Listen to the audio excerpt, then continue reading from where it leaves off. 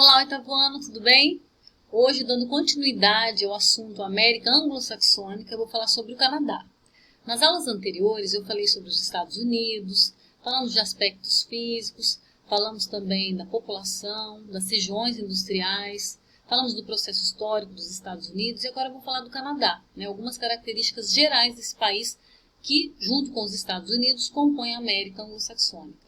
Eu vou falar dos recursos minerais, a indústria e o espaço urbano do Canadá.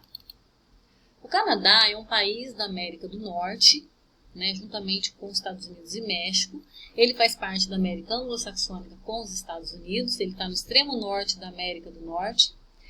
E no Canadá existem províncias, Os Estados Unidos são divididos em 50 estados. Agora o Canadá é dividido em 10 províncias e 3 territórios. Então essas são as províncias e esses 3 são os 3 territórios. Território de Yukon, território do Noroeste e território de Nunavut. As províncias elas têm uma certa autonomia em relação ao governo federal, podendo criar leis e impostos provinciais. E nos estados, cabe a eles o fornecimento de serviços à população, como saúde, educação. Cada província tem um certo número de representantes na Câmara dos Comuns e no Senado. Aqui eu coloquei algumas informações sobre o Canadá, Então ele tem 9,9 milhões de quilômetros quadrados, é um pouco maior que o Brasil tem 8,5 milhões, é um país muito extenso e tem 36 milhões de habitantes, é um país pouco populoso e pouco povoado. Ele tem em torno de 3,3 habitantes por quilômetros quadrados. Essas regiões ao norte são extremamente frias e praticamente despovoadas, tem pouca população, principalmente nativos vivem aqui. Então é um país onde a população se concentra sobretudo nessa faixa que se limita com os Estados Unidos. Então são 10 províncias, 3 territórios. Várias das províncias eram ex-colônias britânicas, porém Quebec, essa província, era originalmente uma colônia francesa. Então os 3 territórios são esses que estão ao norte, como eu já tinha falado. As diversificadas jazidas minerais no território canadense permitiram com que ele se desenvolvesse. Então lá tem muito minério, Tem ferro, tem petróleo, tem prata, tem cobre, tem ouro, tem molibdênio, zinco, amianto, tem petróleo, tem gás natural. Então muitos desses recursos eles exportavam no século XIX. E aí no início do século XX o Canadá começou a se desenvolver industrialmente, recebendo muitos investimentos dos Estados Unidos, do Reino Unido. E por ele ter petróleo e gás natural, isso impulsionou a sua economia. O Canadá possui uma estrutura industrial completa, produz desde bens de consumo até bens de produção, destacando-se as indústrias mecânica e química, especialmente a automobilística, de alumínio e a indústria de borracha. Aqui vocês podem ver que os minérios se encontram também mais ao sul, e isso ajudou muito no processo de desenvolvimento industrial. As principais regiões industriais são nessas áreas próximas aos Estados Unidos, Estão em vermelho aqui no mapa.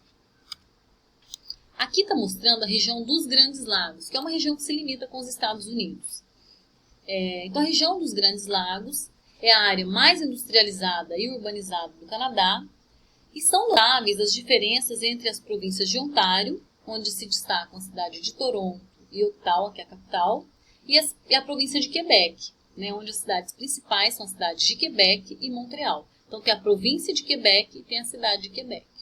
A cidade de Quebec é uma cidade muito destacada. Aqui está mostrando a província de Ontário e Quebec, que são as mais desenvolvidas. Aqui nessa área tem o rio São Lourenço, que faz a ligação dos Grandes Lagos ao Oceano Atlântico. Isso permite o escoamento de mercadorias. A província de Ontário apresenta um padrão de vida mais elevado, pois aí se encontram as indústrias mais modernas do Canadá. Nas demais províncias, há algumas cidades que têm uma certa importância econômica, como a cidade de Vancouver, a cidade de Calgary, Regina, Winnipeg, que estão em outras províncias.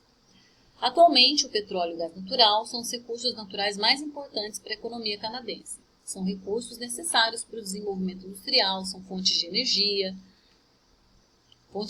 caras, porque são finitas, e são poucos os países que detêm esses recursos. Aqui está mostrando então a concentração da população, como eu já havia dito, fica mais nessa área aqui, próximo aos Grandes Lagos, aqui no sul do Canadá.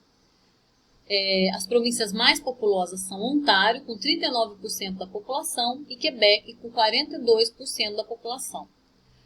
Em Ontário, localizam-se a capital federal, Ottawa, e a maior cidade do país, Toronto, que tem 5,5 milhões de habitantes. Em Quebec, fica a cidade de Montreal, que é a segunda mais populosa, com 3,5 milhões de moradores. As maiores reservas de petróleo estão nos depósitos de areia betuminosa localizados mais a sudoeste, especialmente na província de Alberta. As areias betuminosas, como está sendo mostrado na imagem, são uma mistura de areia, água e betume, que é um óleo muito pesado.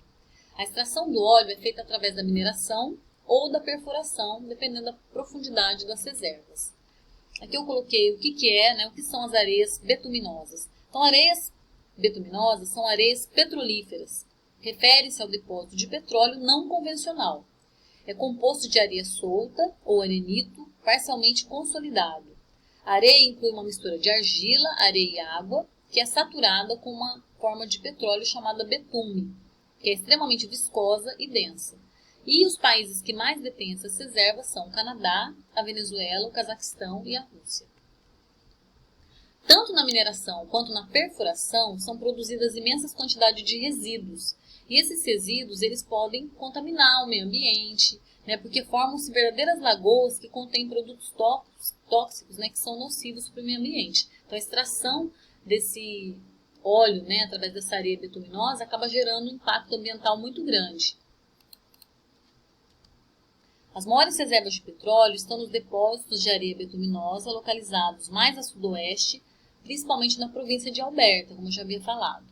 As áreas de areia betuminosa próximas da superfície são exploradas via mina a céu aberto. Para atingir a areia, é preciso que se retire a camada superficial da terra, que será estocada e reutilizada para a reabilitação do local.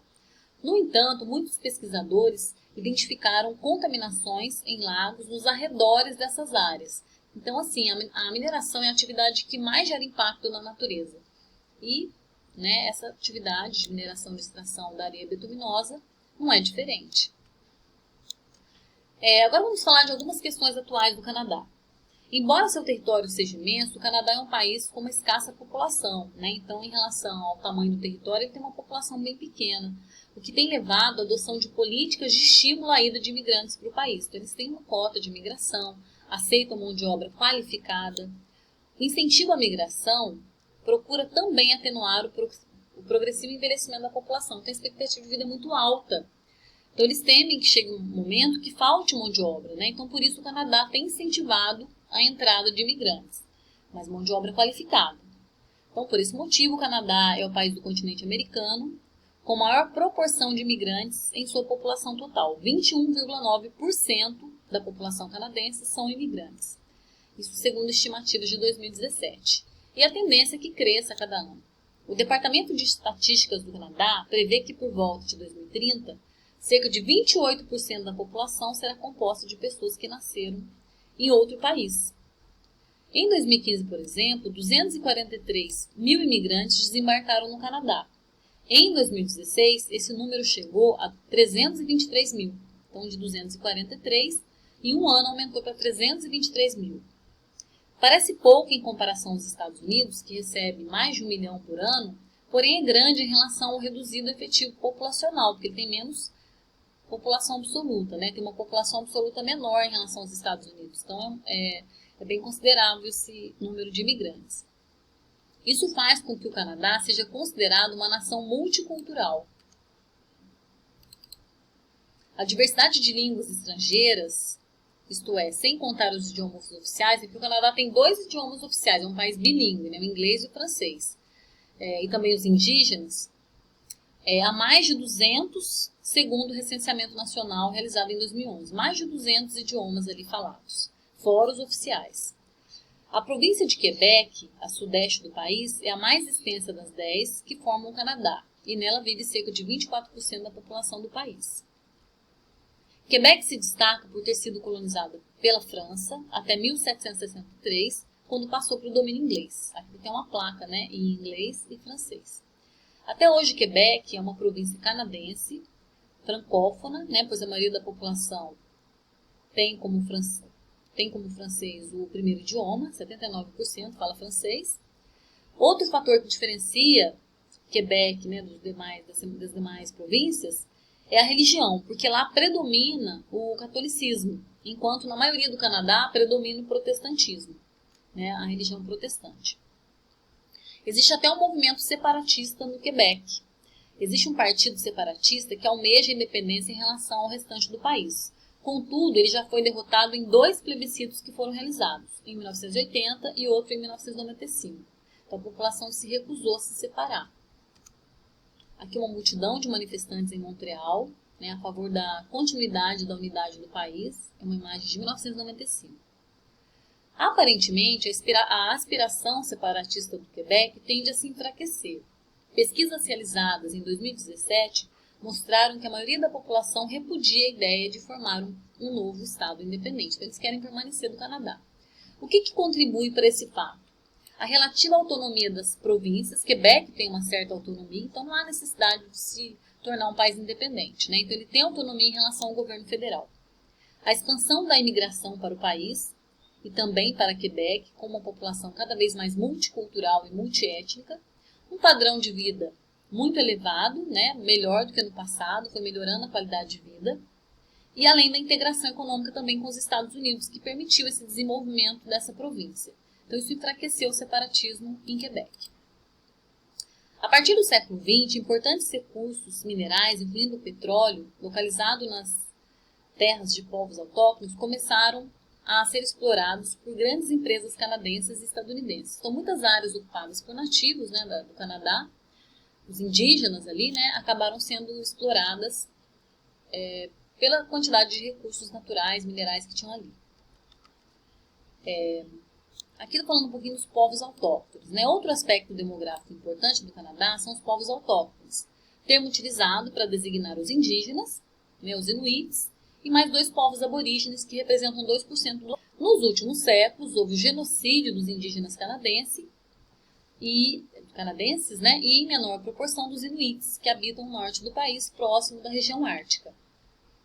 Aqui são os inuits. Então é isso, aqui eu falei um pouco sobre o Canadá, as províncias, as mais desenvolvidas, e nós falaremos mais desse assunto nas próximas aulas. Até mais!